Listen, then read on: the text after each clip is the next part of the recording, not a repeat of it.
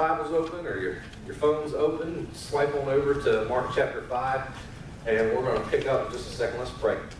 Daddy, I thank you for this morning. I thank you for the opportunity to dig into your word. I thank you for the opportunity to look at the scripture and to pull out of it principles for life, to pull out of it things that can help us move forward instead of staying stagnant in our faith. You are an incredible God. Help us to become your incredible people. And everybody said, Amen. Amen. I'll say that so well. So I've been talking with a lot of people recently, and one of the things that has begun to bother me, and one of the things that I've begun to struggle with, are Christians who stay in the same place. Christians who don't seem to move forward. Christians who, when you talk with them, today they have a struggle, and then you talk with them a year from now, and they have the same struggle. Or people who are praying for something to happen in their life, and nothing seems to take place. It's like they pray for it, and their prayers are falling on deaf ears, and they have no idea what's going on, and they just want something to happen. And there's a buzzword in the Christian community and in the church, and it's in the title of today's message. It's called breakthroughs. Anybody ever heard that before? You're waiting on your breakthrough. It's crazy, some of the things that we think about and some of the things we make up. But this term breakthrough within the church is referring to a specific event or a prayer that has been answered in our life that propels us forward in our faith, and it increases our faith, and it increases the faith of others around us. And so that's what's meant when somebody says that they're waiting on their breakthrough, or they've had a breakthrough. And we see it oftentimes in individuals who struggle with addictions. They have this defining moment whenever they break through that barrier, and it's no longer an addiction for them. They can look at their life and say, that was a breakthrough moment. It was a defining moment in my life. And so Christians have grabbed a hold of that, and now we have breakthroughs in our faith. And one of the things that I struggle with and that bothers me is Christians who never seem to have any kind of breakthrough in their faith. They struggle with the same doubts, they struggle with the same concerns, they struggle with the same issues year after year after year after year. When you ask them, are you ever going to get over that? They're like, I just don't know how. I don't know how to get over it. I don't know how to move forward. I don't know how to grow up. I don't know how to put my big boy panties on and become an adult. Okay? And so this morning I want to take a look at a story in the book of Mark in which a woman had to do something. Because that's what we seem to forget when it comes to a spiritual breakthrough in our life. When we're going through a dry place, when we're going through a point in our life in which we feel like every time we get up, we just bump into a wall. Has anybody ever felt like that? You go to pray and it's just like, oh my God, I have nothing to talk to you about right now. I am dry. Spiritually, I'm dry. Talking with a group of pastors, actually this morning, one of the pastors that I talked with posted in our group that everything is going great. His church is going great. His business is going great. His side ministry, he does a lot of concerts, Christian singing, that kind of stuff. That's going great. They're booked solid. They don't have any free days. And he posted it, and he's like, I've got all of this stuff in my favor that's going good for me, and I feel dry. There's nothing for me to give. I'm not happy. I'm not excited. I feel like all I'm doing is going through the motions. Anybody ever felt like all you're doing is going through the motions of life? And look, it only gets worse. It only gets worse. For my teenagers, if y'all ever felt like all you're doing is just living day by day by day by day and nothing's ever getting accomplished, it gets worse as you get older. Okay? Because I don't want you to be disappointed. So I have to tell you that. Just because you get older doesn't mean everything is fixed. Amen? So let's take a look at Mark chapter 5, because I want to look at a woman who decided that enough was enough. And she was going to do something. Because if we want to see breakthrough in our life, most of the time, if not all of the time, it requires action on our part. And usually it's action that we don't want to give. Y'all give me a second. I got to spit this out. Bree gave me a piece of gum. No, you're fine. Before I start talking and it comes out, and y'all get all grossed out. Let's take a look at Mark chapter 5. We're actually going to start with verse 21. And when Jesus had crossed again in the boat to the other side, a great crowd gathered about him, and he was beside the sea. Then came one of the rulers of the synagogue, Jairus by name, and seeing him, he fell at his feet. And he implored him earnestly, saying, My little daughter is at the point of death. Come, lay your hands on her, so that she may be made well and alive. And he went with him. And a great crowd followed him and thronged about him. And there was a woman who had a discharge of blood for 12 years, who had suffered much under many physicians, and had spent all that she had, and was no better, but rather grew worse. She had heard the reports about Jesus, and came up behind him in the crowd, and touched his garment. For she said, If I touch even his garment, I will be made well. And immediately the flow of blood dried up, and she felt in her body that she was healed of her disease. And Jesus, perceiving in himself that power had gone out from him, immediately turned about in the crowd and said, Who touched my garments? His disciples said to him, You see the crowd pressing around you, and yet you say, Who touched me? And he looked around to see who had done it. But the woman, knowing what had happened to her, came in fear and trembling, and fell down before him and told him the whole truth. And he said to her, Daughter, your faith has made you well. Go in peace. Be healed of your disease. This story is about a very unique woman. It's about a woman who, if we were to take time and break the story down, there's so many different components to this story that we really, truly, it would take several weeks to adequately talk about this one passage. We've got several things that are going on here. We've got Jairus, who's come out and has asked for prayer for his daughter, and who has told him, I need you to come. And Jesus, that's the direction that he's headed. We've got this woman with the issue of blood who needs healing, who's gone to physicians for 12 years and still can't seem to get anything fixed in her life. We've got the crowd who's all around Jesus, who for some reason never leave Jesus alone.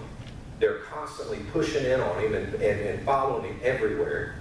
We've got the disciples who for a moment become very sarcastic with Jesus and look at him and say, Dude, you see everybody around here and you want us to tell you who's touching you?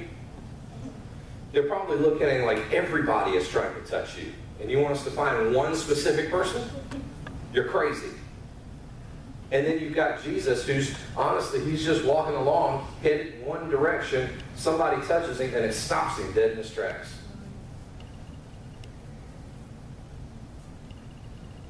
Many of us in our life feel like we're just part of that crowd that's just hanging around Jesus. A lot of Christians feel that way. They come to church, they do the whole church thing, they do the Christian thing, they come to church, they sing some songs, they throw some money in a plate every now and then, or in an offering box every now and then, and they hang around all of the other Christians, but it doesn't ever really seem to touch them or affect them on a deeper, intimate kind of a level. They're just there. They're just part of that crowd.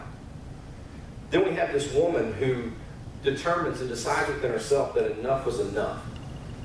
She needed something to happen in her life. This is a woman who, according to tradition, at one point was actually a very wealthy woman. She had enough resources that she could go to doctors for 12 years. They didn't have Blue Cross Blue Shield back then. They had to pay for it out of their pocket. She went to doctors for 12 years. 12 years because she had an issue of blood. Women, could y'all imagine having your period for 12 years? Straight. No stopping. Doesn't say anything about a husband. He probably gave up after the first year and left. Tired of getting his head bit off. But look, it's the truth. It's the truth. It was a bad decade for that man. Okay? So, ends up, she's finally said enough is enough. I can't do this anymore. I can't do this anymore.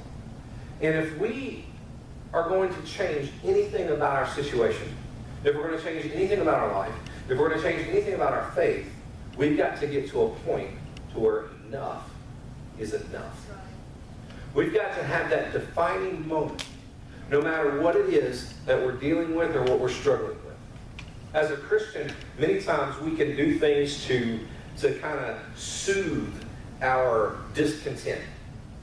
We can say, you know what, I'll pray for a little while and then we feel good. We do this thing called, we put spiritual band-aids on our issues. We have an anger problem. We just, we stay calm for a day and we think we're doing good and we're like, you know what, I'm okay. And then it comes back. We have issues within our marriage and we try to fix it for a little while and we might go to counseling for a session or two and then everything starts to level out and we're like, we're doing good. We're going to stop that. We're good to go now.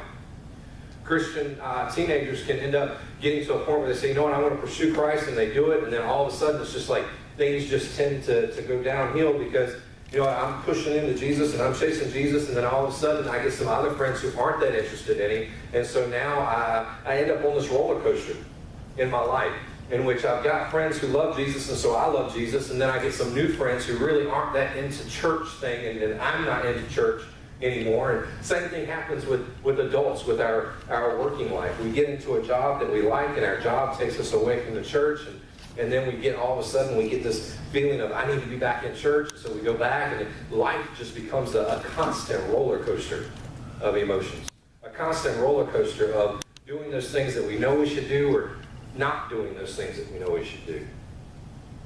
And it can get very, very old very quickly. But I want to share something with you about that, about the struggles that you face, about the issues that you're going through, about marriages that might be messed up. None of it's going to change. None of it's going to change until we get to a point that we really, really, truly want things in our life to be fixed. It's like people who struggle with an addiction. Any psychologist, any psychiatrist, any doctor will tell you, someone who has an addiction cannot be helped until they really, truly want the help. Until they get to a point in their life that enough is enough. And they say, I'm going to do no matter what it takes. If we want to see change in our life, we have to ask ourselves a question. If we want to get to a point in which we say, you know what, enough is enough, I'm tired of dealing with this sin, I'm tired of dealing with a broken marriage, I'm tired of dealing with issues with my children, I'm tired of dealing with, we have to ask ourselves the question, are we broken to the point that we have nothing to lose? Are we broken to the point that we have nothing to lose? This woman, here's what was incredible about this woman. And what a lot of people don't look at and what a lot of preachers don't talk about whenever they deal with this. This woman had an issue of blood. According to the law, during that time, this woman was not allowed to be around anybody. She couldn't be in crowds. She couldn't be around family. She couldn't be around friends. As a matter of fact, according to the law, she was supposed to distance herself and not allow anybody within so many feet of her. She was supposed to cry out, unclean. Don't come near me, I'm unclean. For 12 years, this is a woman who lived with the stigma of being less than everyone else around her. This was a woman who had nothing else to lose.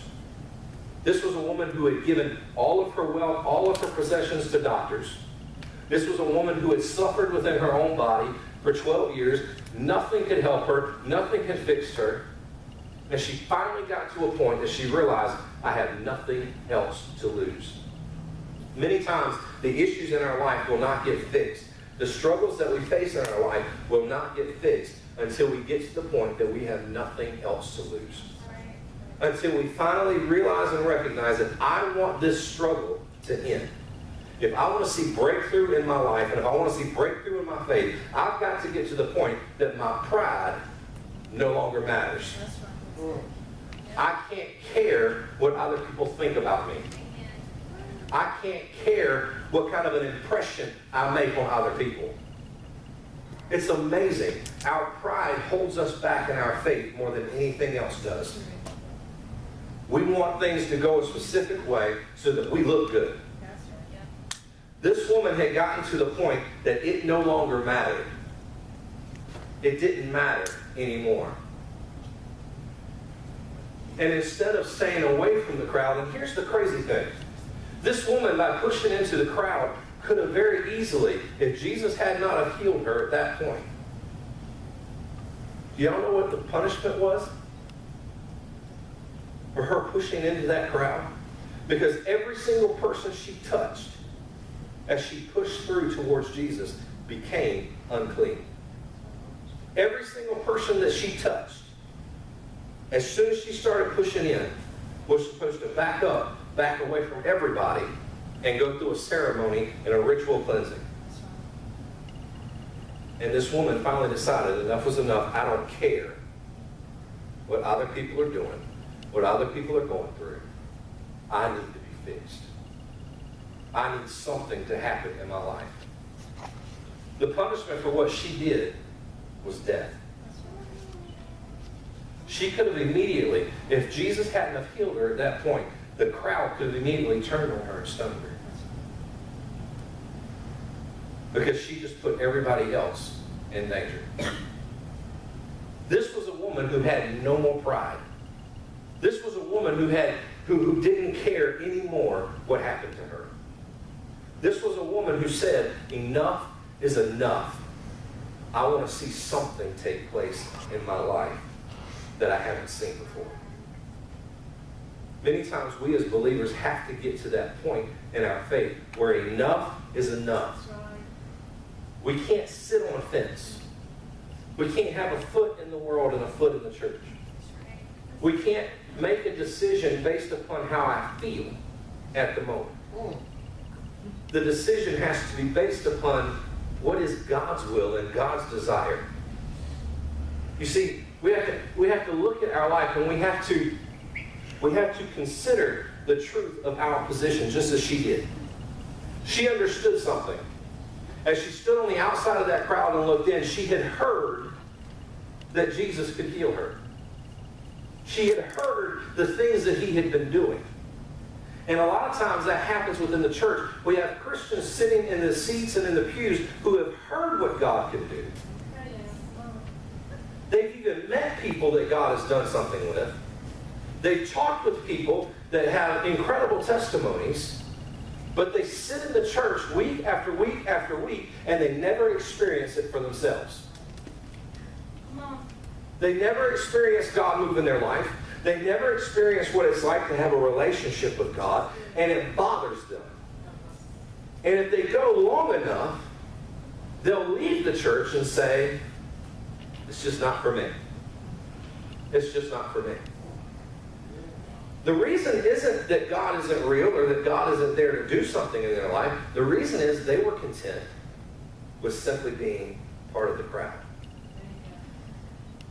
They're okay with their life being mediocre. They're okay with struggling with their issues week after week, year after year, because they're more concerned with how they look to the people around them than they are about actually seeing some really true breakthrough happen in their life. We have to consider the truth of our position. If we want to see breakthrough, we have to ask ourselves the question, do I really, truly want to put into this what's going to take? Or am I ready to just back out and be done? You see, she'd been told by doctors that nothing could fix her. She had been told that there was nothing that could cause this disease to leave her body. That was one truth. But then she looked at another truth. She looked at Jesus. See, a lot of us in here have a truth in our life. Some of us have been told over and over again that we're worthless. Some have been told that we're useless. Some have been told that you'll never amount to much. Some have been told you're a burden. Some have been told, you know what, you're just a waste of oxygen. That might be a truth that's been spoken over your life over and over and over and over again. Just as this woman had a truth spoken to her life, you're unclean. You can't be around people You're unfit. We don't want you. You've got, and the fact that Christ could actually heal her. And she determined within herself which truth it was she wanted to believe. Many times we allow the voices of people in our life to be louder than the voice of Christ in our life. And we actually settle for the idea that we can never change. And we settle for the idea that I'll never have the relationship with God like so-and-so has. Because God just doesn't love me as much as he loves them. Here's what's crazy. This woman looked at the truth. And looking at those truths, she then determined her course of action. And many times we stop at looking at the truth in our life. We stop at looking at the fact that I've had this struggle for years, I'm just going to deal with it. This woman looked at the issues that she was having and determined, I can either get something to fix me, or I can just struggle with it. She'd already struggled with it for 12 years. What's another 12? She had already lost all of her friends. She'd already lost all of her family. She had no one that was close to her.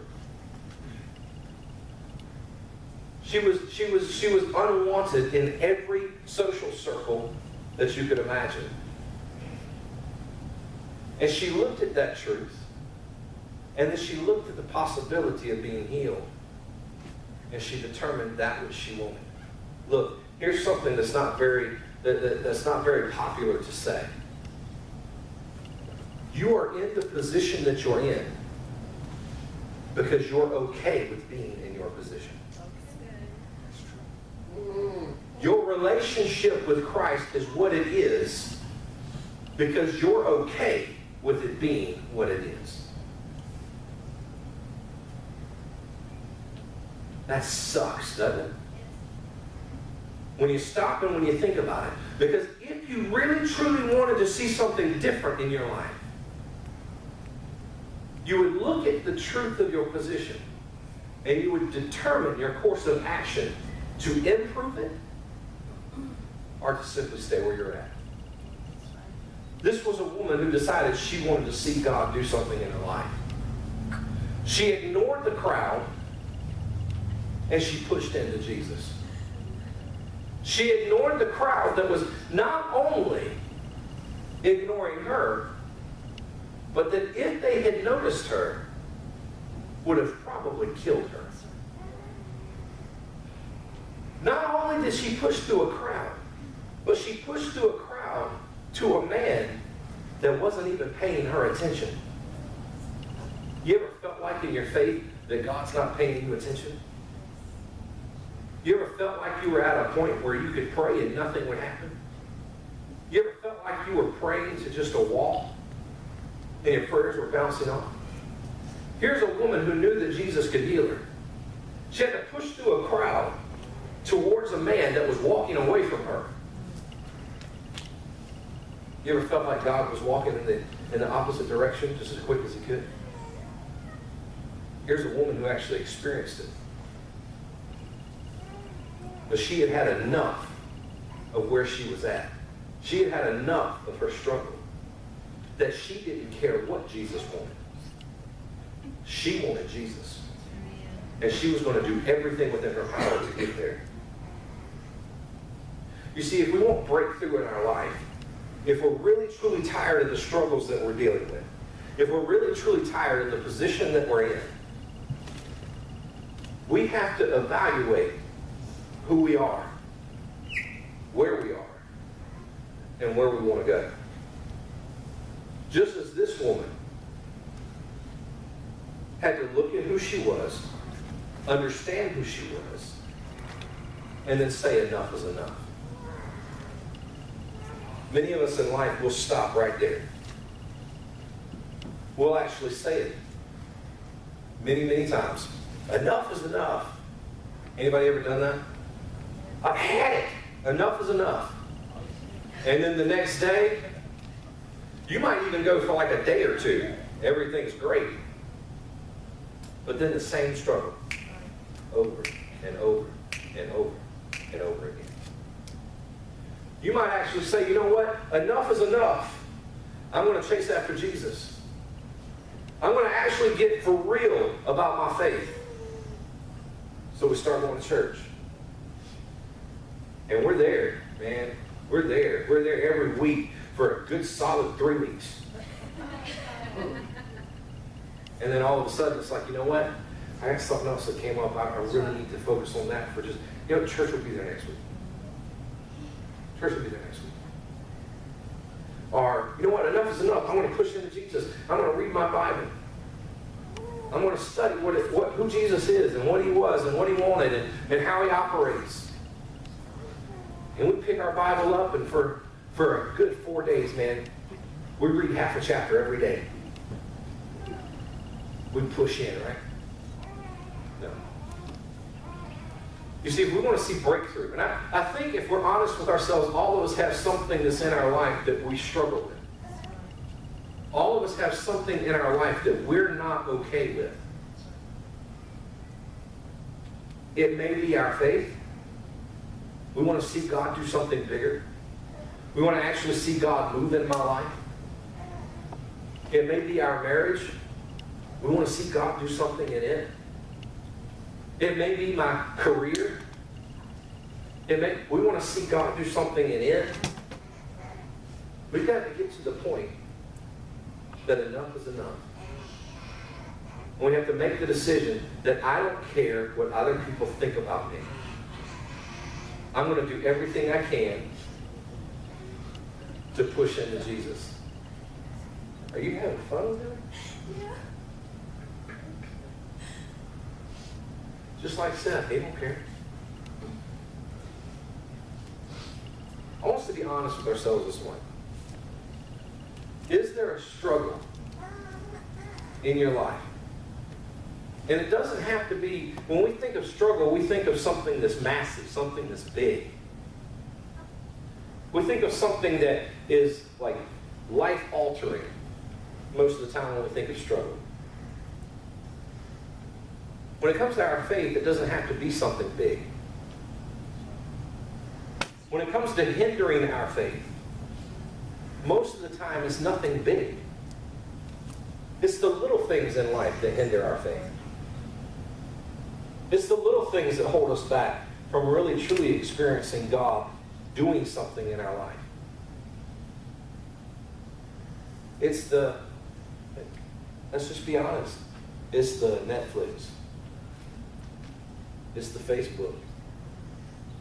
It's the overtime at work. It's the friends that want to hang out on the only day off that we have. It's the, God, I'm really tired from work. I just want to sit back and relax. It's the yard work. It's the things that we place before God. And here's what we have to understand about God. According to the scriptures, God is a jealous God. He shares his glory and he shares his time with nobody. If we're more focused on the little things of life than we are on intentionally pursuing a relationship with God, then God is not going to show up in your life. It's that simple. And people get upset about that. Well, if God is real, God needs to show me that he's real. No. See, God doesn't need you to prove that he's real. He knows who he is. We're the ones that actually need him. So we have to ask ourselves the question, what is it that's holding us back? What is it that's really, truly holding you back from becoming everything that God wants you to become? What is it that's holding you back from experiencing God? Is it your pride? Is it the busyness of your schedule? Is it family or friends? Is it your entertainment? What's holding you back from saying, okay, enough is enough? I want to see God really, truly move in my life. I'm tired of being a normal Christian who just goes to church and goes home and nothing changes. I'm tired of being the Christian who prays powerless prayers. I'm tired of being the Christian who's constantly struggling with sin in my life. I'm tired of being the Christian who doesn't have any joy. I'm tired of being the Christian that struggles with depression and despair and anxiety and hopelessness. When is enough going to be enough? When are you going to ignore what other people think and chase Jesus with everything that's in your life? It's just something to think about. Because I think if we're all honest with ourselves, we allow way too many things to hinder us. Because we're either lazy or we're proud.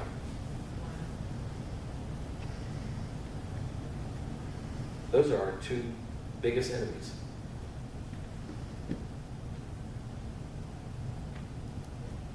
Think about it. This time next year, do you want to be in the same position with your faith? Or do you want to be a stronger Christian?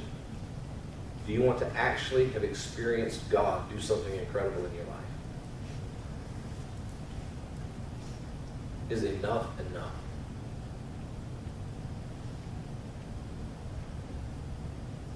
I want to encourage you and I want to challenge you this morning. And I'm not gonna give an altar call or ask to pray with you, or what I'm going to do is I'm going to ask you to think about it. Is enough enough? Do you want to see God do something in your life? Do you want to actively and intentionally pursue a relationship with Him? And if you do, I want to ask you, at some point this week, you contact me. Text me, send me a Facebook message, email me, and let me know. Enough is enough. And if that's all you want to send me, that's all you have to send me. Those 3 words, enough is enough. And I'll contact you back, and we'll see what we can do. Because the scripture is clear. God says, draw nigh unto Him, and then He will draw nigh unto you. You want to experience God? You have something you have to do first. You're the one that's responsible for it, not Him. Amen? Now, is everybody adequately pissed off with me this morning? Nope. It's a constant. It's a constant thing.